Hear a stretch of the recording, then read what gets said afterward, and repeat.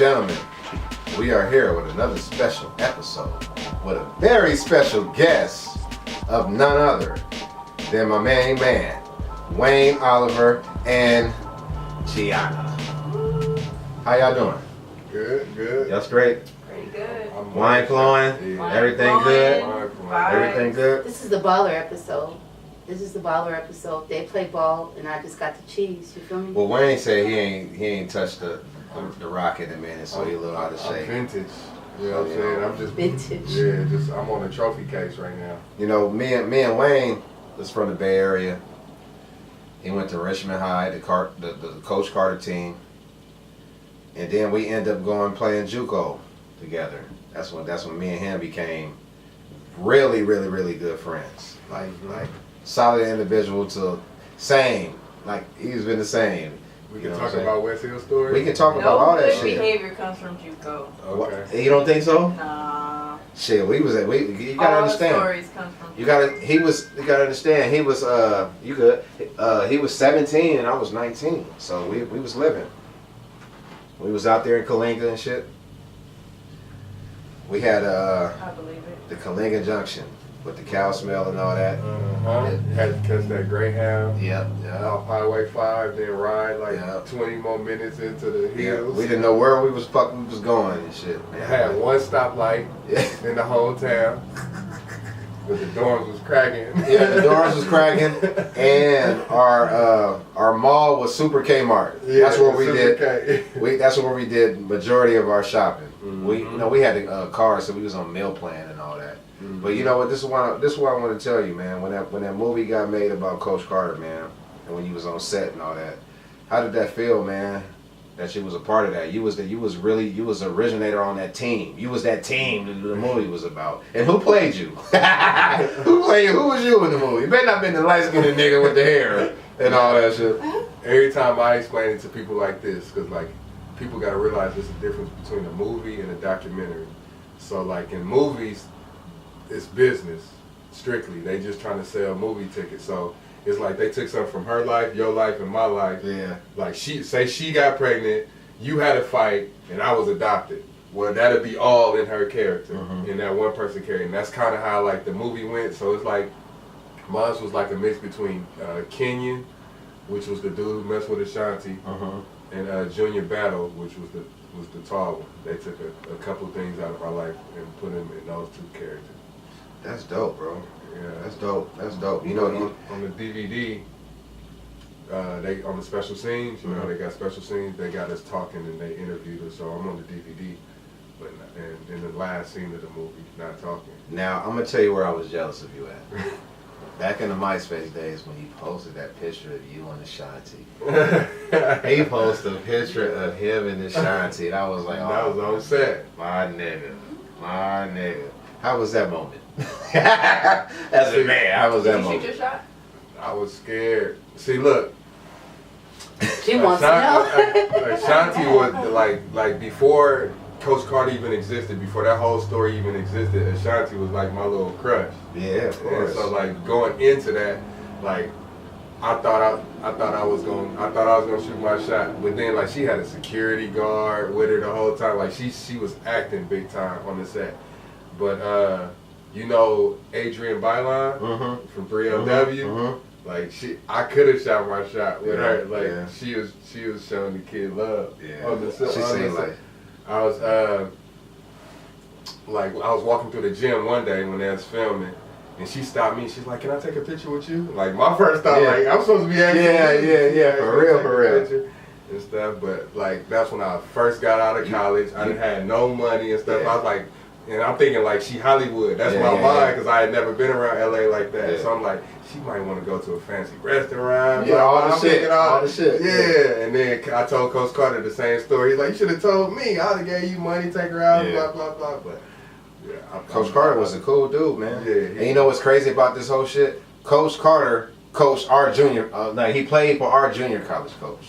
Right? Oh, wow. Yeah. Coach So, Grant, yeah. because I'll never forget. That's why I ended up at West Hills. Yep. And when I went to Texas A&M Corpus Christi, and when we played Cal Poly, Coach Grant brought all y'all to the game. And that brought me out of my slump. He was killing. I was. He was killing That brought me out of my slump, man. That brought me out. I wasn't feeling the white man coach. I had a black coach for the last 2 years. You know what I mean? And I got out there at Texas with the white man. I was very rebellious. The Wainwright blood kicked in like a motherfucker. But now let me ask you this, Miss Gianna, where are you from? I'm from LA. You from LA? Yeah. Compton. Yeah. So you from Compton? I grew up in Compton. I went to Where- high school in Long Beach. Long But Beach. I just went Poly? to school. Jordan. Jordan? Northside. Okay. Northside. Okay. And what college did you go to? Shit. It was like a whole chain of events. Like I started at Robert Morris in Pittsburgh. Shit. I know. And then I went JUCO in Kansas. And then I went to school in Arkansas. And I finally finished. You didn't go to in Trinity Oklahoma. Valley, did you? In Arkansas? No, in Kansas. Where you going in Kansas? Cowley College is a JUCO. Okay. Yeah. So then I finished in Oklahoma. That's dope. That's dope. And you currently play overseas? Yeah, right now I'm playing in England. I'm about to play for Manchester this year. So How was that experience? I think England is like really cold and gray, and it shows up in the people. I keep saying that because that's how I remember it. It's just like cold and gray. It's like really like it's like an unpopular opinion, but it's really a cool insight into like a colonizer mindset when you think of like Wakanda and the colonizers and stuff. So that's how I experienced being in the UK. Like, I agree with that. When I was recently in the UK, and I was just like, okay, I see why people are like the way that they are. And I don't know, but I feel you when you say cold and gray. Their spirits, their vibes, it just They're monotone, just moving. no personality. You know, beautiful people despite everything else, and nice, but no personality. Just Exactly. and very monotone. You know, so. Wayne, let me ask you this, man. What continued you to play college play basketball after college? What made me continue? Or Both of y'all. oh.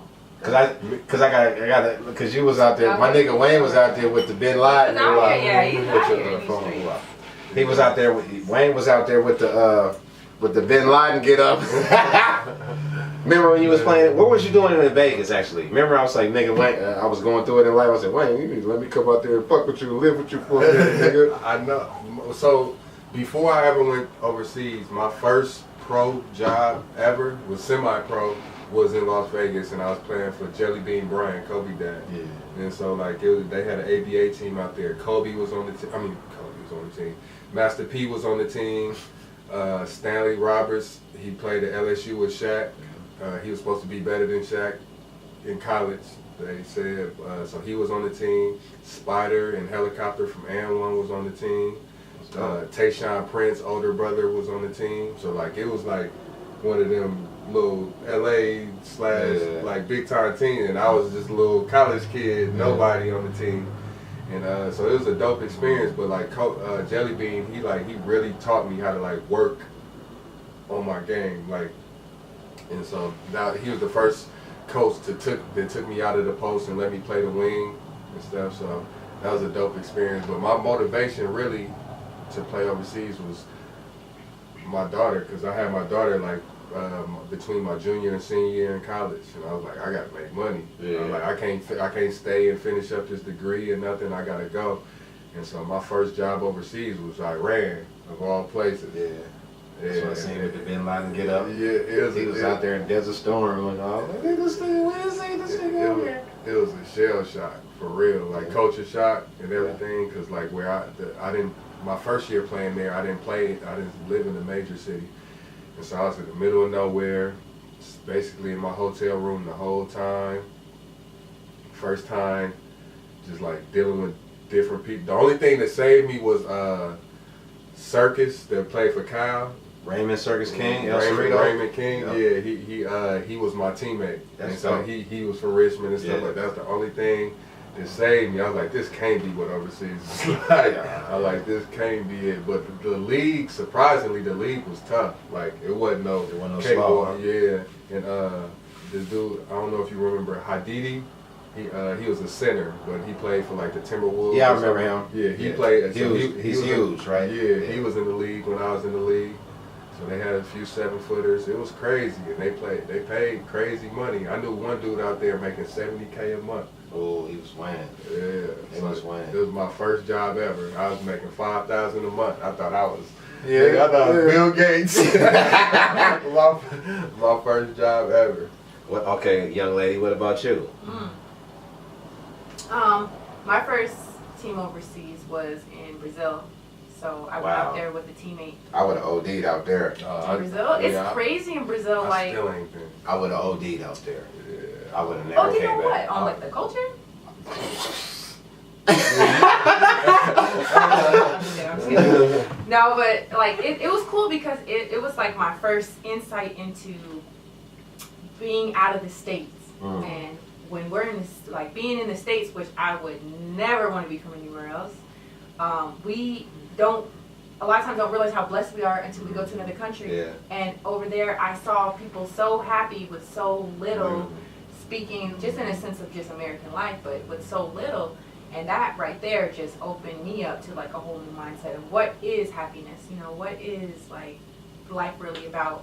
And Spanish cultures, they're like really into family, you know, so I saw a lot of family like events and things like that out there in Brazil. But I'll tell you though, in Brazil, like I've literally gone to public toilets, and I tell everybody this, and they'll have warning signs on the public toilets about HIV and AIDS. Wow. They'll literally tell you don't sit on the toilets because it's so predominant out there that you could literally catch STDs just by sitting on the toilet. So I mean, it's just That's like crazy.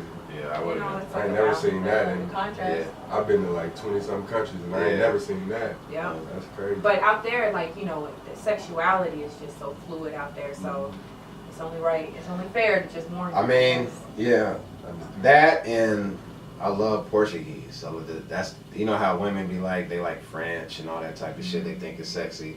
That motherfucking Portuguese is a sexy language. God damn, like that how they be sounding. That's one thing. I couldn't understand it. I don't want to understand it. That's the thing about it. I don't even have to understand it. Like I just need to hear it. Like that's my number one. I know what my next Rosetta Stone is going to be. Oh yeah, yeah. You gotta have that. You get that accent down. Get the nice little raspy voice. You could be Rosetta. I'm Rosetta today. That's where I'm headed in life, Rosetta. What you got for him, baby? Well, I'm just curious because of just my curiosity. My questions are, what's it like to be on that spotlight? Like, okay, I have a sister. She said she wanted to be this in life. You guys obviously said you guys want to be basketball players in life, and you guys not only went out and did it. I mean, you guys are still doing it. You guys were able to take aftermath of your, you know, I guess your upbringing or your training, and I'll continue it. Like, you know, you're a little older, you're not necessarily playing in the league, but you're still capitalizing on that. Like, basketball is life. You know, I mean, like, tell us about He's focused on his daughter. His daughter went viral. Yeah, his daughter. What album she made it? She made on the Limit, Pharrell and Rihanna. Yeah, on she on this song, but I don't. For me now, like you said, that's my main focus. But when I was playing basketball, like that's all I could eat, sleep, think. Like that's all I did. I used to wake up, sleep. Like I worked out 6-7 days a week. I go to the gym. I literally daily be at the gym for like 8 hours because I would, like, it was like my job. So I go, I lift for like a couple of hours, upper, like full body. Then you know how people say do legs, this, that. I do full body lift. Then I shoot for like two or three, like at least 2 hours. And then I hoop for the rest of the day. And like that's all I did for like so long. And it taught me that like you really do have, like when people talk about the 10,000 hours and all that stuff, like putting in the work and stuff like that, when I think back, like I was really doing that. Like I was really putting in that work, and you really do have to put in work. And I always tell myself, like if I could put that type of same focus into something outside of basketball, like I know like I could be great in other stuff, which is what I'm trying to do with my writing, is why I write so much now. But that's what you're doing. Yeah. And so, yeah, basketball, it changed my life, though, literally. Yeah, I can dig that. You feel the same way? Yeah, absolutely. ball wasn't always life for me. I've always been a weirdo in the sense that I always thought about other things. Some things never change. Some things never change. So, you know, for me, like There's nothing wrong with it. basketball for me was like the tool and the vehicle. Like, and when you first go overseas, like everything is just like being like experiencing all of those new cultures and things that it's Dope. like everything, right? It's just you just want to absorb all that and like take it all in and stuff like that. So definitely, like, you know, I wanted to make sure I was able to maintain that type of lifestyle, being able to go and see these other cultures. And then once I got a little more acclimated to it, now it's like, okay, so what am I going to do with it? Because basketball isn't something you can do forever. It's definitely got a shelf life. So you got to think of utilizing the sport past being able to literally play. And so for me, it's like I've always been passionate about using basketball as a tool to do other things that I want to do. Like, I know how basketball like has influenced my life and changed my life.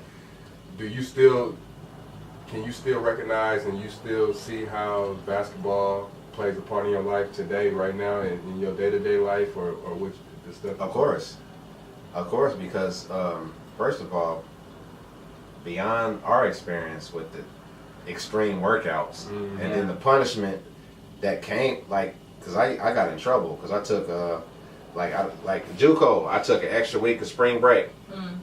Yeah, we had this thing called 30s. Now we lost a lot of good friends that we loved because they didn't want to do 30s. Woo, 30s and Kentuckies. We had relaxing. Sprints was ruining friendships. It wasn't ruining. No, it to a point where they. So you got to break it down, like how. All right. What's a 30? 30 is Suicide. suicides, Okay. running 30 lines, seconds. but you got to do it in 30 seconds. But he will give them out in tens. Yeah, he had a board in practice, Like- and so like if I'm talking to him while coach talking, Wayne, you got 10. Just like that. Just like that. And if you say something back, if I'm like, but I was telling him to play You got 20. 20. Oh. Yeah, he'll keep going. And- He'll just keep going until you just bow it all the way down. And he'll tell you this is a dictatorship. This is not a democracy. He would tell you that all out. And it was crazy. Like, you had to get them done before the next game. You so had we to. had game because every morning we shot free throws. What, 6 a.m. Yes, all that. Yeah. So we. Y'all was in shape as hell. What? Yeah, so like, so whether it don't matter whether we was doing 2 a days or what, like, all throughout the day before that game. After our regular shit, we had to knock out 30s. Yeah, if we had them. free throws in the morning at 6 a.m. while they shooting the free throws, you got to knock out some of your 30s. You would be smart to knock them out, or you got to do it eventually. In practice, we got a water break, knock out a quick 30. On your break, Yeah. knock out a quick 30. That's about taking initiative. Huh? No, for real, you had to. After practice, I'm stay in and knock. class, I'm in class, like, excuse me. Yep. And he, Down the hallway. and he played cool. So you gonna run some of them 30s? Yeah. So after practice, you try to knock out like 5 or 10 of them after practice. Funny part is the man really does sound like that. Yeah. Because I used to always wonder, like, why does he make this noise? Why he talk This like noise, that? like the His voice. sound when he's talking as if he's his coach. I called that nigga driving on the 5 one day, passing Kalinga. Yeah. And I'm she heard hearing him that talk. nigga. And actually, the first time I heard him talk was his voicemail. Just a random ass. Like that. I was like, wow, this is really, this man really sounds like this. No, Yeah, so we but got look though. so many stories. But I wanted to cut you off when she Why? asked when he asked you that question. He's Why? the host, and after basketball, what's it like? And I'm like, I could tell you what it's like. After basketball. I could tell you what it's like. Nah, I could tell you. I could I'll tell be you real. it's I'll be like. real because I instill some of that shit in my relationship because that's just the all way. the time. That's just the way. You Being got on to. time, all that shit, like the niggas Respectful. talk, discipline, like that shit. That's Punishment. Fighting through adverse Punishment. situations. Yes. Like stuff Punishment. that most people. Yes. like most I'm not people feeding give you up until on. I feel like it. Stop it! I'm not about to play with you. No, for real though. It was real out there, man. But we had to even Discipline in my though, for West real. West Hills turned me into him. If it wasn't for Yeah. West Hills, I think if I went to another JUCO, Yeah. I wouldn't be how I am now. Me too. That 2 years really changed my life. 'Cause It did. I've never seen It did. like I've never had that much authority and been put through that much. And But I you seen want that. You don't want those entitled ass experiences because the real world's not like that. The Yeah, real world's he the made- really I didn't know, independent. But you know what he used to say? We didn't know that. But you know what he used to say when people used to get mad? Right? It's not to say she's Yeah, right. not a woman or she's no better than, but the reality is the way she carries herself is not the same way that All someone right, we of back this on. nature does. So it's What was I like, saying? What was I saying? What was we talking about? We was talking about the. You was saying your perspective of, with the running and stuff, like Yeah. why Alright. you ran. Like, cause I was homesick. I was homesick all my years in college, and just my freshman year, I just wanted to take an extra week. So I said, fuck that. I said, fuck school, fuck all that shit. I'm gonna take an extra week. I need to stay at home for a minute. And then he gave me that call, told me I had to run, and I came back. I just took it on the chin, that one. But like, we used to get running when we fuck up. Like when we fuck up on a play, nigga, you got 10, whatever. Did you the fuck. run our sophomore year? Like, see, Coach Stop. Grant loved this nigga. Like, he was Tupac Stop. of Death Row. Stop. Like, Stop, Coach, stop. Coach Grant Stop. loved this nigga. Nah. I swear to God, my Nah. freshman year, he Nah. was Pac. Man, You remember? All right. If I was Pac, remember that time we was playing against? We came down here. We played against Alan Hancock, and he gave us that article to read. And I thought I was Pac, and I didn't read that article. What'd he do? He like, no. This was when we played Fresno City. We played Fresno City. You know what I remember about that trip? What? Eugene and shit, nigga. Like, Eugene was a motherfucker. Cause this one dude, where are you from? South Carolina In South somewhere? Carolina. Like this nigga, you know the little hash, like on the right after half court, that little line on the court, like it's like The volleyball line? yeah, it's like 3 feet long or something like that. That nigga shot from like there, first play of the game. Coach Grant's like, oh yeah, cause Coach Grant when he talked, he one of them coaches like when you talk like you gotta be stone faced, like you can't be talking, you can't do. So like if you break down, like it's a real breakdown. So one day he was talking to us and I was like. Yeah, and like that was a big no-no. Yeah. A big no-no. I started laughing. He like, Wayne. He like, what the fuck you laughing at? He like, first game, you was rebounding like a goddamn gorilla. This game, you Yeah. can't get shit. Yeah, he was on it. And then he got on Eugene like, Eugene, first play of the game, you pull up and shoot a 50 fucking footer. I never forget that. I never forget that. That shit was Yeah, he was great. on Had fire. me weak, And man. like that was so. That's what the running with me. But can I ask y'all beautiful people something? what? If y'all cover your mouths one more time, your smiles are so beautiful. This motherfucker. And the camera is playing. Aww. My And I nigga. just want you We got guys. See the beauty of And I it. just want you. Look at these I just guys. want the world My to see nigga. how beautiful Listen. and handsome these people are on this platform, But and be confident about you, who you are, and everything else, because people just love other people. If they ain't fucking with you, they ain't for God you. bless you. And God that's bless not you. the audience appreciate we it. trying God to bless fuck with to you. begin with. God bless you. Those are Thank just you. haters. But So on fuck y'all. but on some real shit though. Don't my nigga. subscribe. Hey. Shit. Hey, but baby girl, on But some yes, real subscribe. shit though, Princess V, on some real shit, I'm glad this nigga was there to witness that type of shit with me because he was in the trenches. That's why we're so fucking close to this day. Like glad y'all that relate shit, to some that, shit that shit we went through, bro. I'm glad y'all close too. 'Cause y'all, every time he's in town, every time he's in town, these are the two faces I see, and I say, like, not only is that beautiful, like Coach Grant, everybody else had everything to do with this, and indirectly they've even touched myself, you know what I mean? Like, it's just a beautiful thing. You know what I want to ask you on some real shit? World, please forgive me. I think I know what you gonna say. Oh, because she's a female hooper. Yeah, I know what you gonna say. You know what I'm saying? How is that? Because I know it's a lot of girls that hoop that is not into guys. So how? Let's be honest. Let's be honest. Yeah. So how do you deal with that?